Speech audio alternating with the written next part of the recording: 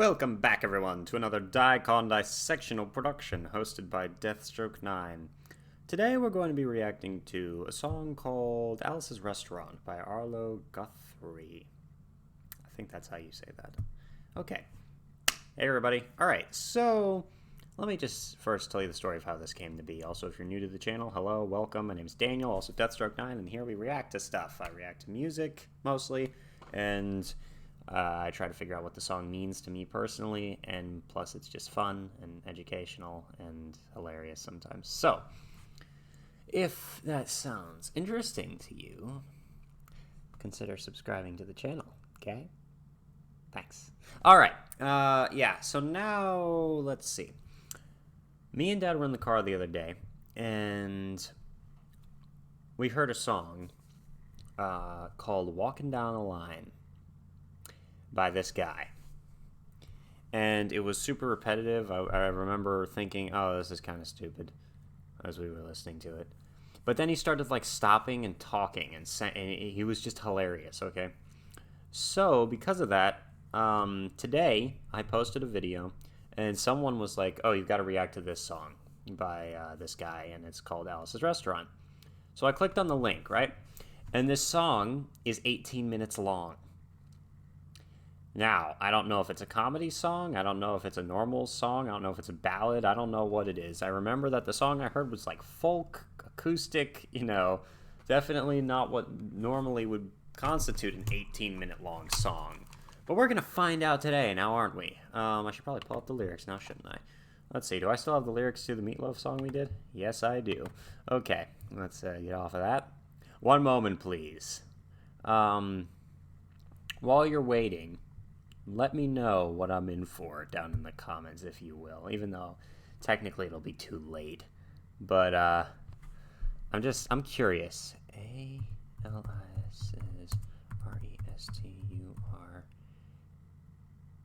No, it's not U-R. Dang it. Google's. It's not Google, it's my computer, but fun times. I'm excited to get into this. Restaurant lyrics, there we go. Oh, it's a movie too. Okay. Interesting. Oh, the song is called Alice's Restaurant Massacre. Massacre. Was that massacre? No, it's massacre. Okay, I don't know why it looks like massacre. Okay. It's just a... Okay. Let's see.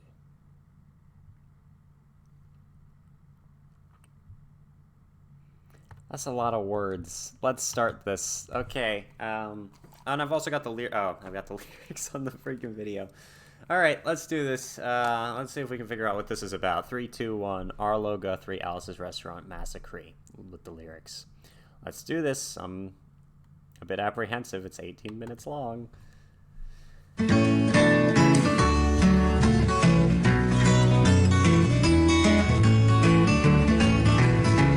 it definitely reminds me of what we heard on the radio the other day, kind of sound.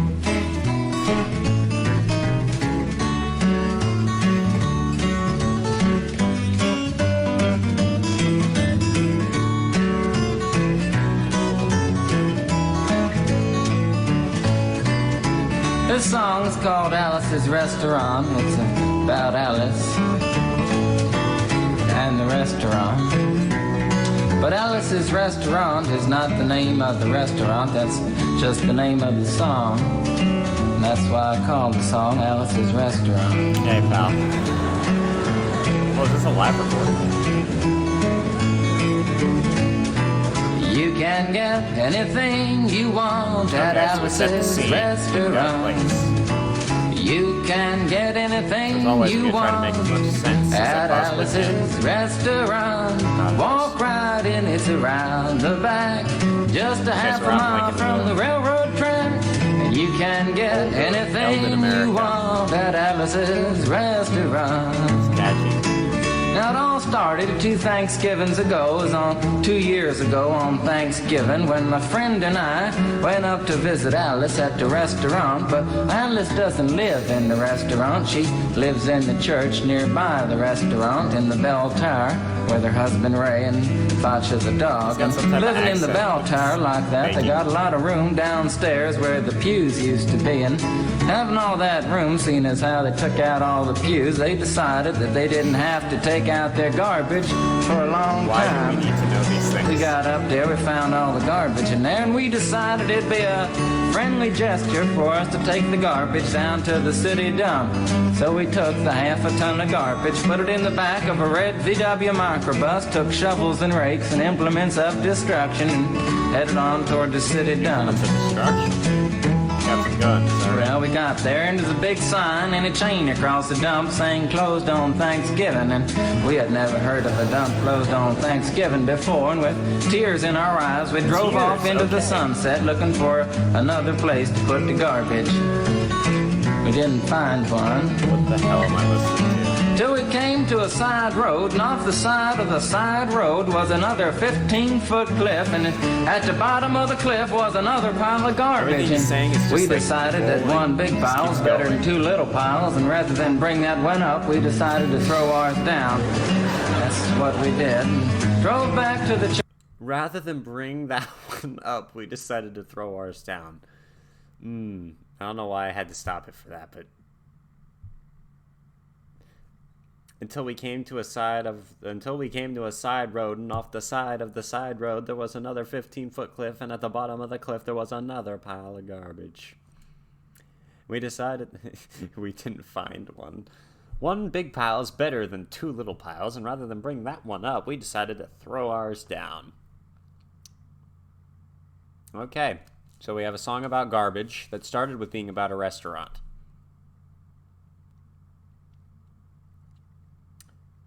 Okay, I don't know. I don't understand the correlation, but let's keep going. 3, 2, 1. Alice's Restaurant Massacre. What have we gotten ourselves garbage, and we decided that one big pile is better than 2 little piles, and rather than bring that one up, we decided to throw ours down. That's what we did. And drove back to the church, had a Thanksgiving dinner that couldn't be beat, went to sleep and didn't get up until the next morning when we got a phone call from Officer Obi. Said, "Kid, we found your name on an envelope at the bottom of a half a ton of garbage, and just wanted to know if you had any information about it." And I said, "Yes, sir, Officer Obi, cannot tell a lie. I put that envelope under that garbage." After speaking over for about 45 minutes on the telephone, we finally arrived at the truth of the matter and said that we had to go down and pick up the garbage, and also had to go down and speak to him at the police officer station. So we got in the red VW microbus with the shovels and rakes and implements of destruction, headed on toward the police officer station. Now, friends, there was only 1 or 2 things that Obi could have done at the police station, and the first was that he could have given us a medal for being so brave and honest on the telephone, which wasn't very likely, and we didn't expect it. Another thing was that it could have bawled us out and told us never to be seen driving garbage around the vicinity again, which is what we expected. But when we got to the police officer station, there was a third possibility that we hadn't even counted upon, and we was both immediately arrested, handcuffed. And I said, "Obi, I don't think I can pick up the garbage with these handcuffs on." Idiot. He said, "Shut up, kid. Get in the back of the patrol car," and that's what we did. And sat in the back of the patrol car and drove to the, quote, scene of the crime, unquote. Started yet. I want to tell you about the town of Stockbridge, Massachusetts, where this happened here. They got 3 stop signs, 2 police officers and 1 police car. But when we got to the scene of the crime, there was 5 police officers and 3 police cars, being the biggest crime of the last 50 years, and everybody wanted to get in a newspaper story about it. And they was using up all kinds of cop equipment that they had hanging around the police officer station. They was taking plaster tire track footprints, dog smelling prints, and they took 27 8x10 color glossy photographs with circles and arrows and a paragraph on the back of each one explaining what each one was to be used as evidence against us. took pictures of the approach, the getaway, the northwest corner, the southwest corner, and that's not to mention the aerial photography. After the ordeal, we went back to the jail. Obie said he was going to put us in the cell. Said, kid, I'm going to put you in the cell. I want your wallet and your belt. And I said, Obie, I can understand you wanting my wallet, so I gotta pause it. Sorry, I keep thinking of things to say. Plus, if I just sit here for 18 minutes, this is a pretty boring video. So, the music isn't boring. I'm boring. So, after the ordeal, we went... So, one thing that he's doing that's like drawing this out and almost making it funnier is he keeps repeating himself.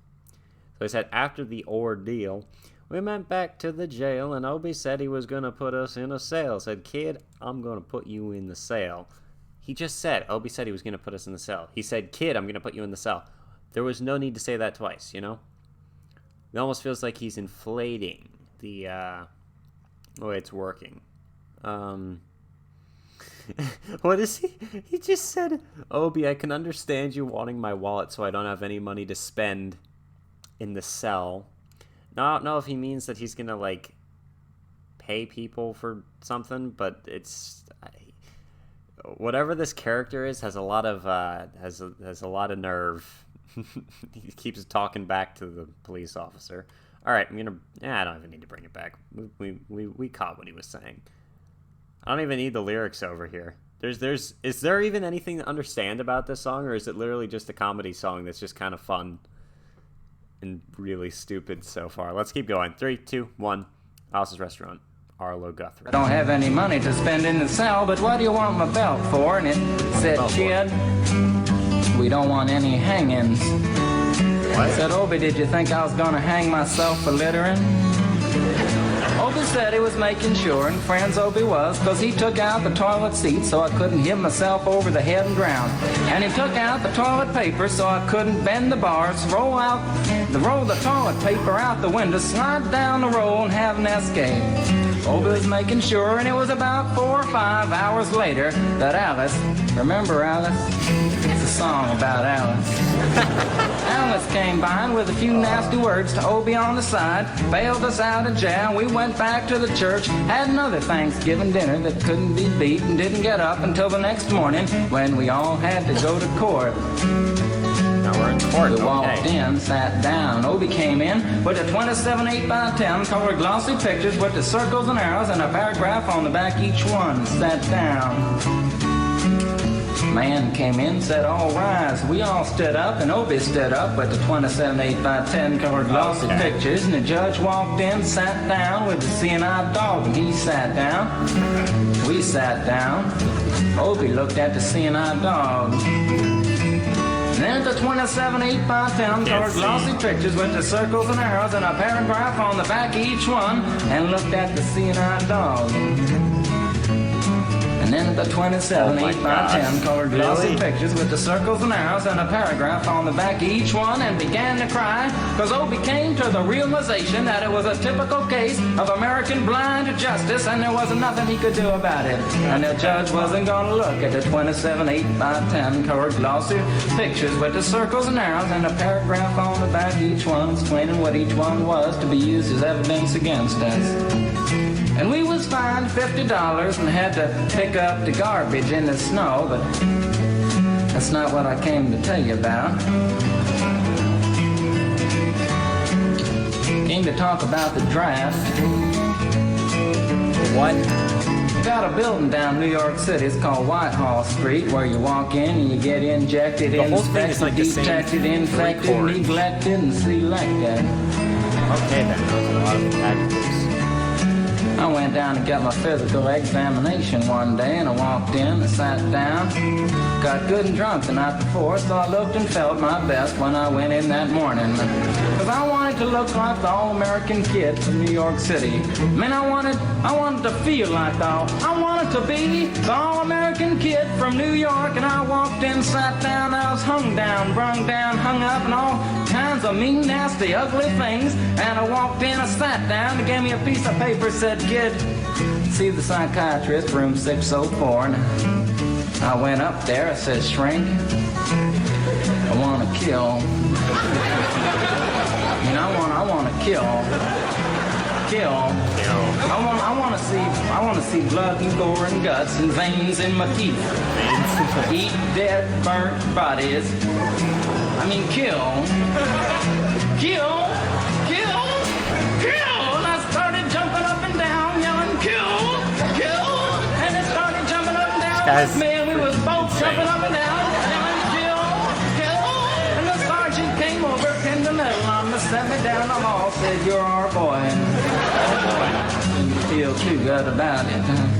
Proceeded on down the hall, getting more injections, inspections, detections, neglections, and all kinds of stuff that they was doing to me at the thing there. And I was there for 2 hours, 3 hours, 4 hours. I was there for a long time, going through all kinds of mean, nasty, ugly things, and I was just having a tough time there. And they was inspecting, injecting every single part of me, and they wasn't leaving no part untouched. Proceeded through, and when I finally came to see the very last man, I walked in, sat down after a whole big thing there, and I walked up and said, what do you want? He said, kid, we only got one question. Have you ever been arrested?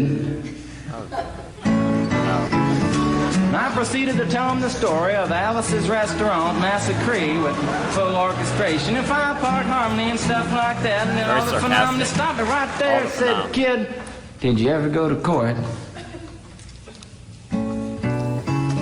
I proceeded to tell him the story of the 27 8x10 colored glossy pictures with the circles and arrows and a paragraph on the back of each one. It stopped me right there and said, kid, I want you to go over and sit down on that bench that says Group W.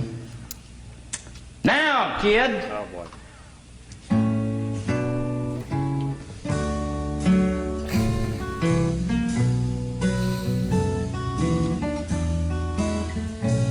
And I walked over to the bench there, and there's Group W's where they put you if you may not be moral enough to join the army after committing your special crime. And there was all kinds of mean, nasty, ugly-looking people on the bench there. Oh, we slowed down a lot. Mother rapers. Oh, boy. Father stabbers. Father rapers. Father rapers sitting right there on the bench next to me, and they was mean and nasty and ugly and horrible and crime-fighting guys was sitting there on. So they put him there. They put him with the father rapers for littering. Okay, then. I guess it's. I mean, obviously, it's like a sitcom. It's like we're listening to a sitcom in. Not a very great one, but we're listening to a situational comedy in song form. That should be a thing. Like, we need musical comedies. Like, I mean, obviously we're listening to it, but, like, I want a whole album of episodes of a sitcom that are done like a musical. You know, like, let's have Sweeney Todd the comedy. Oh, boy. Let's have Les Miserables the comedy. That wouldn't make a good comedy, but I mean, you know, hopefully you know what I mean, at least a little bit. All right. Yeah, sorry, I gotta pause it or else YouTube takes videos down. This song's hilarious. This is great. I hate it so much, but I love it too. Let me know if there's any other comedy-related stuff you guys would like me to react to down in the comments. Lots of people have been talking about George Carlin. I know I haven't heard everything by him. You can request anything from any comedian you want. Just remember my parents watch this stuff, so try not to make it, you know, too explicit. But yeah, anyway, let's keep going. 3, 2, 1, Arlo, Alice's Restaurant. Guthrie, yeah. The song's hilarious. I really like it. Let's go. Father rapers sitting right there on the bench next to me, and they was mean and nasty and ugly and horrible and crime-fighting guys was sitting there on the bench. And the meanest, ugliest, nastiest one, the meanest father raper of them all, was coming over to me, and he was mean and ugly and nasty and horrible and all kinds of things. And he sat down next to me and said, kid, what'd you get? I said, I didn't get nothing. I had to pay $50 and pick up the garbage. He said, what were you arrested for, kid? And I said, littering. And they all moved away from me on the bench there to carry on all kinds of mean, nasty things till I said, and creating a nuisance. And they all came back, shook my hand, and we had a great time on the bench talking about crime, mother stabbing, father raping, all kinds of groovy things that we were talking about on the bench. And everything was fine. We were smoking cigarettes and all kinds of things until the sergeant came over. All kinds of things. Had some paper in his hand, held it up and said, kids, this piece of paper's got 47 words, 37 sentences, 58 words. We want to know details of the crime, time, crime, and that kind of thing. You got to say 10, 20 about the crime, want to know the rest of the officer's name, and that kind of thing. You got to say, and it talked for 45 minutes, and nobody understood a word that he said. But we had fun filling out the forms and playing with the pencils on the bench there. I filled out the massacre with the 4-part harmony and wrote it down there just like it was, and everything was fine. And I put down a pencil and I turned over the piece of paper, and there, yes, there on the other side, in the middle of the other side, Oh, I love this. away from everything else on the other side, in parentheses, capital letters, Come on. quotated, read the following words. That's a very good storyteller. Or like comic. Kid, you rehabilitated yourself. I went over to the sergeant and said, Sergeant, you've got a lot of damn gall to ask me if I've rehabilitated myself. Don't do that. I'm sitting here on the bench. I'm sitting here on the Group W bench. Cause you wanna know if I'm moral enough to join an army, burn women, kids, houses, and villages after being a litter bug. He looked at me and said, kid, you don't like your kind. You want to know if I'm moral We're gonna enough send to your join the fingerprints army. off to Washington, and friends, somewhere in Washington, enshrined in some little folders, and study in black and white of my fingerprints. So that's it. That's what we've come here to hear. He didn't mean to tell us about the first part. It's the second part. Oh my. A whole story that came to nothing. Okay. I love it though. It's so funny. Okay. Yeah, let's finish it off. Let's go. And the only reason I'm singing you the song now is because you may know somebody in a similar situation. Oh. Or you may be in a similar situation, and if you're in a situation like that, there's only one thing you can do, is walk into the shrink wherever you are. Just walk in and say, shrink. You can get anything you want at Alice's restaurant and walk out. You know, if one person, just one person does it, they may think he's really sick and they won't take him. And if two people do it in harmony, they think they're both faggots and they won't take either of them. And if 3 people do it, can you imagine 3 people walking in, singing a bar, Alice's restaurant, and walking out? They may think it's an organization.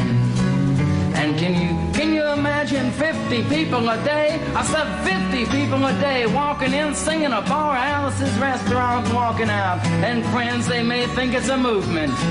And that's what it is. The Alice's Restaurant anti-massacre movement. And all you gotta do to join is to sing it the next time it comes around on the guitar. With feeling. Okay. He So sounds we'll wait so till it comes tired around of on life. the guitar here. Sing it when it does. Comes around on the guitar.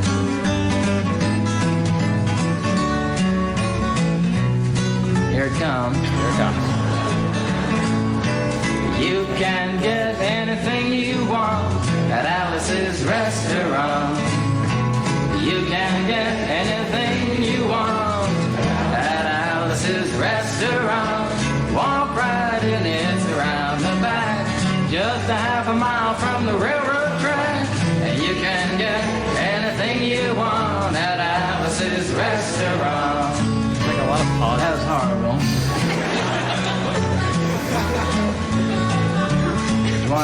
war and stuff, you gotta sing loud. You want to end the war and stuff. You can put a lot. I've been singing the song now for 25 minutes. I could sing for another 25 minutes. I'm not proud or tired. So we'll wait till it comes around again, and this time with 4-part harmony and feeling. Okay, we're just waiting for it to come around is what we're doing. Oh, that's awesome.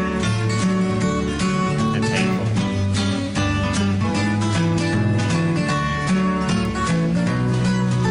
All right now. You can get anything you want at Alice's restaurant. Excepting Alice, you can get anything you want at Alice's restaurant. So walk right in, it's around the back, just a half a mile from the railroad track. And you can get anything you want at Alice's restaurant. Da-da-da-da-da-da-da. At Alice's restaurant. Are we done? Nope. We're not letting you play.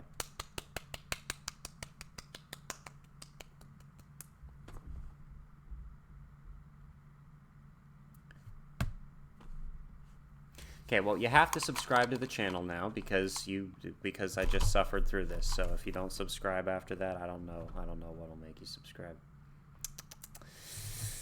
Oh boy, that song was freaking yeah, okay. So, glad I've subjected myself to that. Yeah, thank you for watching. Normally I dissect lyrics. Let me see if I can find anything on this song. I mean, I'm here, I have you here, and I need to add something to this video that's not just me listening to a song. He was a good storyteller. Let's see if I can't find maybe like a Wikipedia article or something about why? That's all I want to know. That's my question after hearing this. Why? Just why? There's nothing else. Meaning. Yeah, Alice's Restaurant lyrics meaning. Let's see if songfacts.com has anything to say.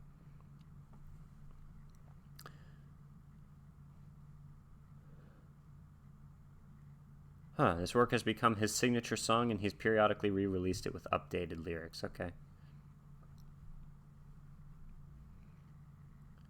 Massacre means a series of absurd events. Songfacts.com. Here we go. Let's see if we can't find any extra information on this lovely, lovely song. Arlo Guthrie. What you got for me? You can get anything you want. Charted 97 in the United States. That's ridiculous. Running 18 minutes and 34 seconds. This song is based on a true story that happened on Thanksgiving Day in 1965. Arlo was 18. And along with his friend Rick Robbins, drove to Stockbridge, Massachusetts to have Thanksgiving dinner with Alice and Ray Brock. Alice and Ray lived in a church, the former Trinity Church, on Division Street in Stockbridge, and were used to inviting people into their home. Arlo and Rick had been traveling together. Arlo worked his way up in folk singing, and Rick tagged along. A number of people, Arlo and Rick included, were considered members of the family, so they were not guests in the usual sense. When Ray woke up the next morning, he said, let's clean up the church and get all this crap out of here, for God's sake. This place is a mess. And Rick said, sure. So Arlo and Rick, they said, yes, we're going to clean up this church, get all this crap out of here, for God's sake. So they went in, swept up, loaded all that crap into a VW microbus, went out to the dump, which was closed. So then they started driving around until Arlo remembered a side road in Stockbridge up on Prospect Hill by the Indian Hill Music Camp, which he attended one summer. So they drove up there and dumped the garbage in the Indian Hill Music Campsite bridge up on Prospect Hill. A little later, the phone rang. It was the Stockbridge Police Chief, William J. Obenhain.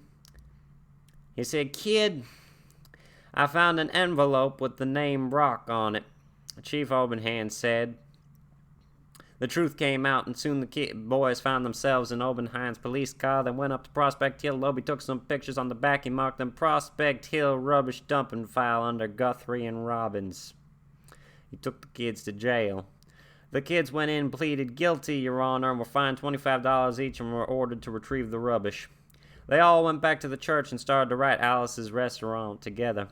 We were sitting around after dinner and wrote half the song, Alice recalls, and the other half, the draft part, Arlo wrote. Guthrie, the son of legendary folk singer Woody Guthrie, greatly exaggerated the part about getting arrested for comic effect. In the song, he's taken away in handcuffs and put in a cell with hardened criminals. In the song, Guthrie gets drafted and tries to get out of it by pretending to be unhinged, telling the psychiatrist he wants to eat dead, burnt bodies. Turns out he didn't have to go to the trouble after that meeting. Another functionary asks if he's ever been arrested. By the dint of his littering arrest, he's deemed not worthy of the army. It was the military that brought up my arrest for littering, as it seemed absurd that the crime would disqualify anybody from service. Guthrie explained, that, in large part, is what makes the song work. Many radio stations play this on Thanksgiving. This is usually the only time they play it, since the song's over 18 minutes long. And now I've been talking for we've been listening to stuff, and I've been talking for 31 minutes, and I could go on for another 31 minutes. I ain't proud or tired. Guthrie performed this song for the first, so if you enjoyed the video, you can leave if you want, or you can like it and subscribe and continue watching. And if you want to suggest any other comedy stuff you'd like me to react to, let me know down in the comments. And if you want to make sure that your reaction requests are taken and taken in, and then make sure that the requests are taken, then you can go to my Patreon. There's a link in the description. Don't you love how people like to try to make you buy their stuff when they make these stupid YouTube videos? Yes, that's what I'm going to do. I'm going to ask you to go down to that link in the description there. Right down there. Yes, that link right there. And then if you go to that link for $5, I said $5, you can get a bunch of exclusive videos, and all of your reaction requests are given top priority, except when they're not. And I hope you enjoy. Now I'm going to go back to this. It was reflected as the attitude of many young people in America at the time. It was considered an anti-war song. But unlike most protest songs, it used humor to speak out against authority. And after a while, Guthrie stopped playing this at concerts, claiming he forgot the words. As the song approached its 30th anniversary, he started playing it again and has been ever since. In 1991, Arlo brought the church where the story took place and set up the Guthrie Center, where he established programs for kids who had been abused. Guthrie starred in a movie called Alice's Restaurant in 1969 that's based on the song. It's directed by Arthur Penn, who made Bonnie and Clyde. Wow. In 1976, the soundtrack includes a new version of the song. Over the years, Guthrie added different words to the song.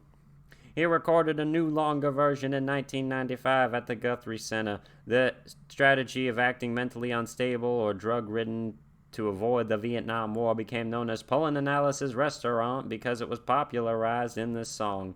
The technique worked for some high-profile rockers. Ted Nugent and Bruce Springsteen both used it. Springsteen told UPI, I pulled the whole Alice's Restaurant. I'm sorry, sir, I don't know what you're saying because I'm high on LSD. The song's success took Guthrie by surprise. I never expected it to be so popular, he said in bonus content for the 50th anniversary release of the Alice's Restaurant film. In an 18-minute song don't get airplay. You can't expect that. So the fact it became a hit was absurd in the face of it. Wasn't part of the calculation. And now I'm going to say thank you very much for watching, and if you're still here, why? Why the hell would you have wasted so much of your time watching this video? It's crap, but I still thank you for watching. And Dad, if you're still watching, or anybody else, but mostly Dad, thanks. Y'all rock. There, right there. It says it right there. Right over here. Alrighty, that's Alice's Restaurant by Arlo Guthrie. I'm gonna shut up now, and we're gonna sign off. Deathstroke 9 out.